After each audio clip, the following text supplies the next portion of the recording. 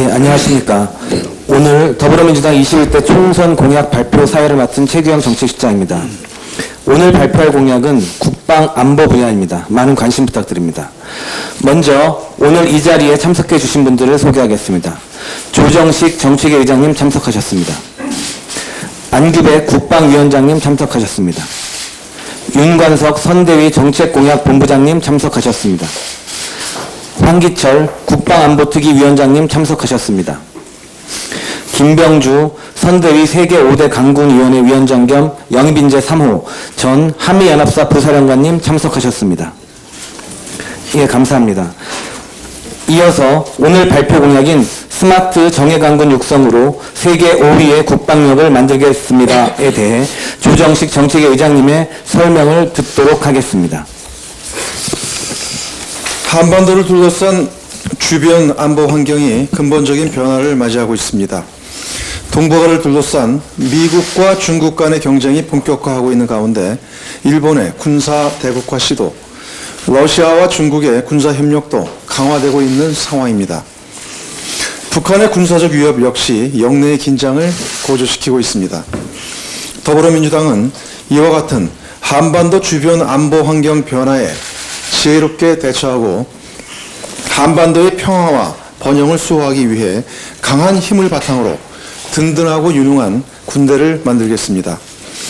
더불어민주당은 스마트 정예 강군 육성, 장병 복지 강화, 국민 눈높이에 맞는 국방정책, 방위사업 비리 원천 차단 등 미래형 정예 강군 육성 4대 전략으로 세계 5위의 국방력을 달성하겠습니다. 첫째, 과감한 국방혁신을 기반으로 스마트 정예 강군을 육성하겠습니다. 이를 통해 오는 2025년까지 세계 5위의 국방 강국을 실현하겠습니다. 무인 로봇과 AI 등 4차 산업혁명의 기반 기술을 무기 체계에 적극적으로 적용할 수 있도록 신속 획득 제도를 도입하고 초연결, 초융합, 초지능의 국방 인프라를 구축하여 고효율의 선진 국방 운영을 실현하겠습니다. 또한 수입 의존도가 높은 핵심 기술과 부품의 국산화를 적극 추진하겠으며 핵심 부품 등의 국산화 개발 시 민간 기업에서도 개발 소요를 제기할 수 있도록 제도를 개선하겠습니다. 중소중견 방산기업 육성을 위해 민간위원회 방위산업 추진위원회 참여를 확대하는 등의 제도적 지원 기반도 마련하겠습니다. 이와 함께 핵 및 WMD 등에 대한 작전 대응 능력을 보강하고 다양한 안보 위협 요소에 대한 임무 수행 능력도 더욱 강화하겠습니다. 굳건한 한미동맹을 바탕으로 전시 작전권의 체계적, 단계적 전환 또한 흔들림 없이 추진하겠습니다. 현재 한국군 주도의 작전 능력 구비를 위한 3단계 한미연합검증이 진행되고 있는데 제1단계인 기본 운용 능력 IOC 검증 평가가 지난해 완료됐고 2단계인 완전 운용 능력 FOC 검증이 올해 하반기에 시작될 예정입니다. 정예 강군 육성을 위해서는 안정적인 군 복무 환경 조성이 병행되어야 합니다. 이를 위해 더불어민주당은 초급 간부의 장기 복무 선발 비율을 확대하고 현재 45세인 소령 계급의 정년 연령을 50세로 연장하는 방안도 추진하겠습니다. 이와 함께 인구구조 재편 등과 같은 안보 여건 변화에 대비해 단계적인 정예 강군제 도입 등을 추진하고 이를 위한 정부 차원의 협의기구를 설치하겠습니다. 둘째, 국방력의 핵심인 장병들이 군 복무에 전념할 수 있도록 장병 복지를 획기적으로 개선하겠습니다. 장병 및 부사관에 한해서 운영 중인 단체보험 가입 대상을 현역병으로 확대하겠습니다. 현역병의 민간 의료기관 이용 편의를 제고하고 의료비 부담 또한 크게 절감될 것으로 기대합니다. 기혼 간부에 대해서는 전세 대부 지역 제한 해제를 추진하고 미혼 간부에 대해서도 전월세 지원을 확대하겠습니다. 현재 셋째 자녀 출산 시에만 지급되는 출산 축하금을 두 자녀 출산 때부터 지원하는 방안도 검토하겠습니다. 셋째, 국방개혁 2.0을 지속적으로 추진하면서 국민의 눈높이에 맞는 국방정책을 구현하겠습니다. 합참에서 추진 중인 미래 합동작전 개념에 기초해 예비군 동원 소요를 검토하고 이를 바탕으로 예비군 훈련 기간을 연차별로 단축하겠습니다. 예비군 동원 훈련 보상비 역시 오는 2022년까지 9만 원 수준으로 인상하겠습니다. 주민재산권 보호를 위해 군사시설 보호구역 완화를 적극 추진하고 군사기지 및 군사시설 보호 심의위원회 운영 절차를 지자체에 위탁하는 등 행정업무 간소화 역시 적극 추진하겠습니다. 넷째, 방위사업 접비리에 대한 처벌 그리고 퇴직자에 대한 취업 관리도 한층 강화하겠습니다. 이를 위해 방산 비리 개념을 법제화하고 비리 중개업체에 대한 원스트라이크 아웃제 및 방위사업 참여자에 대한 가중 처벌 등을 도입하겠습니다. 특히 방산 분야 취업 제한 기관 대상 범위를 보다 구체화하고 국방 출연기관 퇴직자 취업 심사 대상을 확대하여 군산의 검은 유착을 사전에 확실하게 차단하겠습니다. 더불어민주당은 급변하는 대외 안보 환경 속에서 우리 군이 대한민국의 국익과 국민의 안전을 지키는 미래형 정예 강군으로 거듭날 수 있도록 지원하겠습니다. 무엇보다 복무 여건의 획기적인 개선을 통해 국민과 조국을 수호하기 위한 장병들의 헌신에 제대로 보답하겠습니다. 장병들이 긍지와 자부심을 갖고 군 복무를 할 수 있도록 최선을 다하겠습니다. 감사합니다. 예, 조정식 의장님 수고하셨습니다. 다음으로 안규백 국방위원장님의 인사 말씀을 듣도록 하겠습니다. 네, 국방위원장 안규백입니다.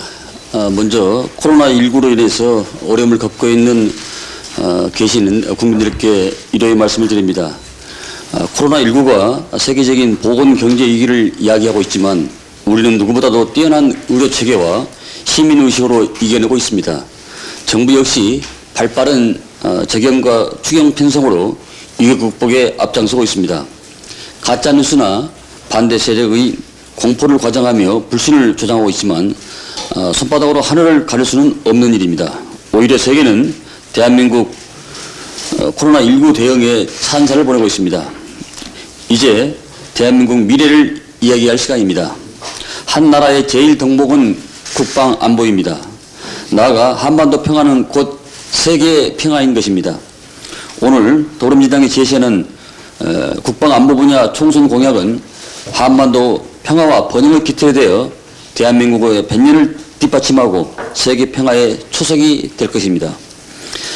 세계 5위 국방력을 이룰 실력과 의지, 바로 더불어민주당입니다. 한 나라의 국방력은 단지 군인의 숫자, 무기의 양으로 결정되는 것은 아닙니다. 외교와 정보, 군사, 그리고 경제, 이른바 다임 요소를 고루 강화할 때 우리는 비로소 국방력을 균형 있고 단단하게 가질 수 있습니다. 오늘 우리 더불어민주당은 디지털 강군, 스마트 국방, 전자권, 그리고 정의 강군 등 큰 틀에서부터 간부 주거여건 개선, 현역병 단체 보험 등 그리고 예비군 훈련 보상비에 이르는 세세한 부분에 이르기까지 국방안보 분야에 관하여 폭넓은 공약을 약속하였습니다. 이는 단순히 병력과 무기체계의 양 등 수치의 얽매기보다 다양한 환경 변화에 능동적 선제적으로 대응함으로써 눈에 보이는 전력뿐만 아니라 우리 군의 사기와 국민의 신뢰 그리고 자주국방 역량에 이르는 무형의 전력까지 어느 하나 빠짐없이 고루 성장시키고자 하는 실력이자 의지입니다. 국민 여러분 그리고 당원 동지 여러분, 우리 DNA는 수차례 국가적 어려움을 이겨낸 기억이 아래서겨져 있습니다. 코로나19 역시 위기를 기회로 만들어내는 전화위복의 계기가 될 것입니다. 위기가 지나간 자리에 희망의 씨앗을 심읍시다. 더불어민주당과 우리 공약이 비옥한 토양이 되고 따뜻한 햇빛이 되겠습니다. 공포와 불신을 이겨내고 단단한 신뢰의 공동체를 형성함으로써 위기를 극복합시다. 정치와 안보를 바로 세웁시다. 빛나는 대한민국 미래를 건설합시다. 감사합니다. 네. 이어서 황기철 국방안보특위 위원장님의 말씀을 듣도록 하겠습니다. 안녕하십니까. 현재 진해에서 총선을 준비하고 있는 민주당 황기철 전 해군 참모총장입니다. 요즘 그 코로나 때문에 온 국민들이 걱정이 많으신 것 같습니다. 저 역시 이 방역 활동에 열심히 참가하면서 국민들의 그 아픔을 함께 하고 있습니다. 오늘 우리 민주당에서 국방 분야 총선 공약을 발표하게 돼서 매우 또 뜻깊고 또 유의미하다고 그렇게 생각합니다. 오늘 발표된 공약을 볼 때 우리 대한민국의 국력과 그리고 대내외 안보 환경을 고려해서 이것이 반드시 세계 5위의 국방력을 달성해야 될 그러한 목표라고 생각을 합니다. 근본 공약의 핵심은 4차 산업혁명 시대에 발맞춘 첨단 군사력 건설과 우리 군인들의 복무 환경 개선 그리고 국민 편익 증진에 그 초점이 맞추어져 있고 국방 예산 50조 원 시대에 하나하나 아주 소중한 그러한 공약들로 평가합니다. 이에 추가해서 앞으로 우리 국방력 건설이 세계 5위의 수준이 되려고 한다면 반드시 우리는 한국형 항공모함을 건조를 해서 미래 안보 위협에 대비해야 할 것입니다. 이를 위해서 모든 노력을 또 아울러서 결집을 해야 될 것이라고 그렇게 생각합니다. 강한 안보력만이 이 평화를 지키고 만들 수 있다고 확신을 합니다.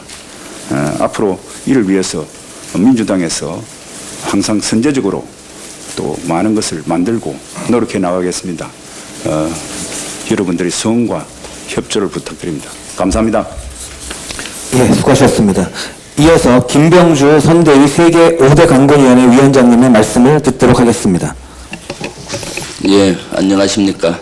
더불어민주당 인재영입 3호 예비역 육군대장 김병주입니다.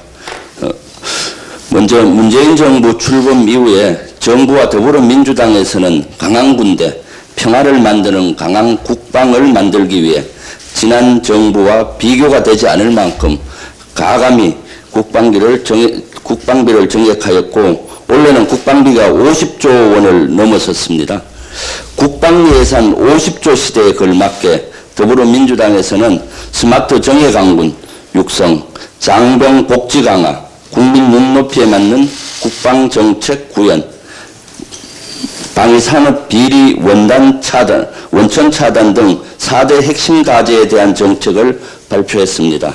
그 가운데 특히 오랜 군 복무 중 가장 잦은 이사로 인한 많은 불편함을 기용 간부 전세 지역 제한 해제 공약을 통해 이제는 어느 한 지역에 군 가족들이 안정적으로 정착할 수 있게 되어 군 선배로서 매우 뿌듯함을 느낍니다.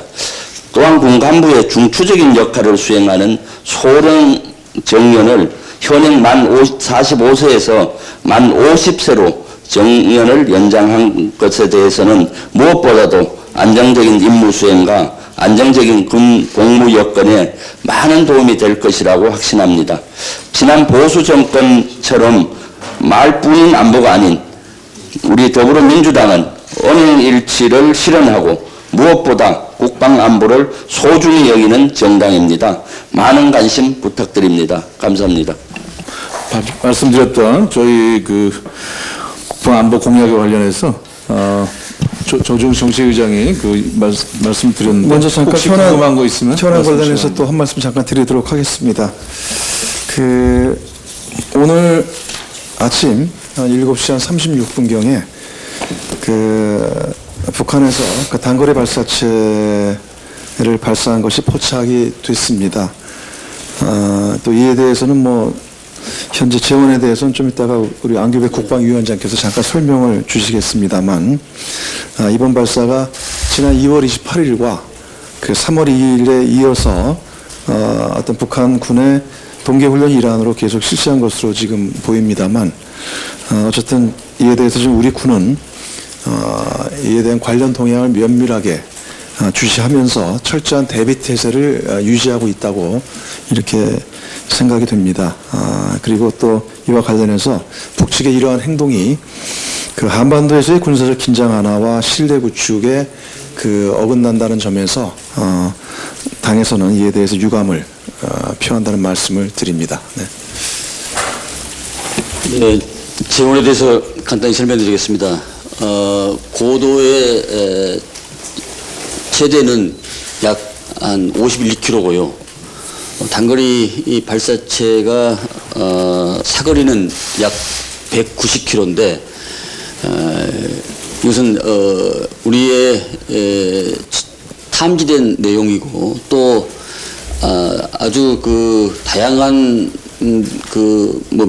방사포 계열로는 이건 음원으로 미사일에 포착되지 않고 우리 정보망에 포착되지 않고 음원으로 포착된 것이 아주 초단거리가 수발이 방사포 계열로 수발이 더 있는 것 같습니다. 이것은 이제 추후에 더 정밀 분석을 해서 다시 한번 보고를 드릴 수 있도록 하겠습니다.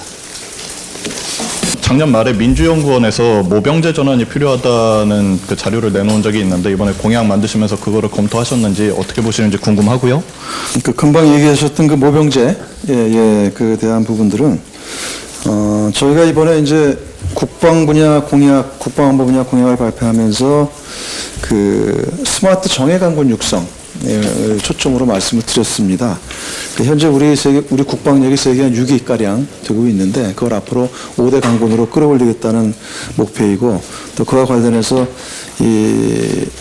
특히 첨단 군을 육성을 해서 그 세계 5의 국방 강국을 실현하겠다는 것을 일단 기본 목표로 저희가 제시를 했고요. 또 그리고 이런 부분들은 어쨌든 단계적으로 우리 국방비가 50조 원을 넘어섰습니다만 향후 앞으로 몇 년 내에 60조 원까지 달성이 될 거라고 생각을 합니다. 그렇게 군에 대해서도 저희가 필요한 스마트 강구를 위한 과감한 투자를 하겠다는 생각을 당은 갖고 있습니다. 그리고 또 이 정예 강구제 도입을 하는 데 있어서의 또 하나는 이제 군의 인력 문제와 관계된 부분들이 있습니다. 그래서 그와 관계에서는 특히나 저희가 인구구조 개편과 같은 우리가 급속한 사회 인구구조의 변화를 막고 있기 때문에 또 그런 정예 강군과 함께 그 단계적 모병제에 대한 그 우리 사회 일각에서의 그 의견과 또 검토가 있는 것도 사실입니다. 그래서 더불어민주당은 또 이런 그 단계적 모병제 방안 등에 대해서도 이 정예 강군제의 하나의 논의의 대상으로 저희가 열어놓고 앞으로 좀 더 중장기적인 관점에서 검토를 해볼 생각은 갖고 있습니다. 그래서 당 차원에서 김진표 의원님을 중심으로 저희가 정예 강군 특위를 구성을 했고 앞으로 이 특위에서 이 모병제와 같은 단계적 모병제에 대해서는 아무튼 중장기적인 관점에서 관련 부처와 여러 의견들을 논의를 하면서 좀 더 의견을 모아갈 생각입니다. 네. 다른 질문 또. 네, 안녕하세요. 저 뉴스핀 김현우라고 하는데요. 공약 보니까 신속 획득 제도라는 부분이 있어가지고, 근데 그동안 뭐 군에서 장비를 새로 들이거나 할 때는 보통 이제 군 쪽에서 먼저 수요를 제시하고 하는 거였는데, 이거는 좀 기업체에서도 먼저 선 제시를 할 수 있다, 이런 방향으로 돼 있거든요. 좀 이 부분에 대해서 좀 설명 좀 해주시겠어요? 네. 지금 우리가 A라는 무기 체계를 개발하는데, 연구 개발부터 양산까지 짧게는 10년, 20년이 걸립니다. 지금 스마트 초강국 시대에 살고 또 이 빛의 속도에 우리가 살고 있는데 이 기간이 너무 길다.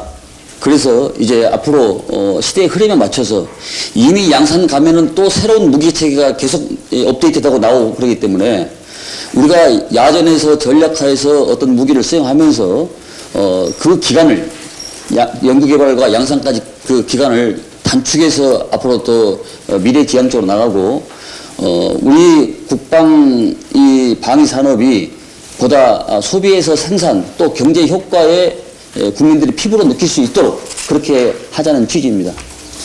그건 우리 기업에서도 그렇게 원하고 있고 현재 우리 군에서도 그걸 연구 단계에 완성 단계에 왔다는 말씀을 드립니다. 예, 저 추가적 국방 전문위원입니다. 그 신수획득 제도는 그러니까 기존에 이제 국방위원장께서 말씀하신 그런 여러 가지 제한 사항이 있기 때문에 일부 민간에서 만들어진 좋은 장비를 우리가 구매를 해서 후속적으로 이제 보완해 유지해 나가겠다는 그런 제도 일환으로 이렇게 봐주시면 될 것 같습니다. 네, 파이낸셜 뉴스 김주영입니다. 그 패트리엇 성능 개량과 관련해 가지고요. 이게 공약에 도입된 그 배경이 최근에 북한이 계속 단거리 미사일 쏘고 있는데 그거에 대해서 우리 군이 방어 능력이 떨어진다 이런 지적에서 도입이 된 건지 그리고 패트리엇 성능 개량에 그 미국 국방부가 추진하고 있는 사드 레이더랑 패트리엇 책에 연동하는 부분은 포함이 안 돼 있는지 궁금합니다. 이게 저층 10km, 중층 30km, 고도 최고 50km 이 각 중, 저, 고층의 미사일 요격 체계가 우리는 다양하게 가지고 있습니다. 특히 현무2 같은 경우는 이미 2013년도에 양산이 돼서 세계적으로 수출도 있고 가장 성능이 우수하다는 거거든요. 근데 북한은 우리가 예컨대 미사일을 발사했을 때 요격 능력이 제로입니다. 근데 우리는 각 단계별로 이게 지금 돼 있어가지고 그것을 이제 더 업그레이드 시킨다는 아마 그런 의미로 해석할 수 있을 것 같습니다. 보내실래요? 예, 추가적인 설명드리겠습니다. 국방 전문위원입니다. 패트리어트 성능 개량은 이미 지속 사업으로 추진해 오던 과제이고요. 최근에 이제 국내 개발하고 있는 MSM 블록이라고 하는 여러 가지 방어층에 있는 체계와 같이 이제 일정 시점 부분 저희가 조기 구축하자라는 취지에서 그걸 조금 전력하겠다는 의미로 이해하시면 될 것 같습니다. 예, 다른 분도 또 있으신가요? 예, 없으시면은 이외에도 혹시 질문하실 사항 있으면 저희한테 연락 주시면은 신속하게 그리고 저 빠르게 전달드리겠습니다. 한 가지 제가 처음으로서 말씀드리면요. 이번에 우리가 따뜻한 국방 또 인권과 복지에 우리 공약이 많이 담아져 있는데 이 소령 연령을 45세에서 50하고 또 뭡니까 각 부사관 제도를 연장한 것은 원래 당초 한 6년 전에 제가 법안을 냈었는데 당초의 소령이 38세입니다.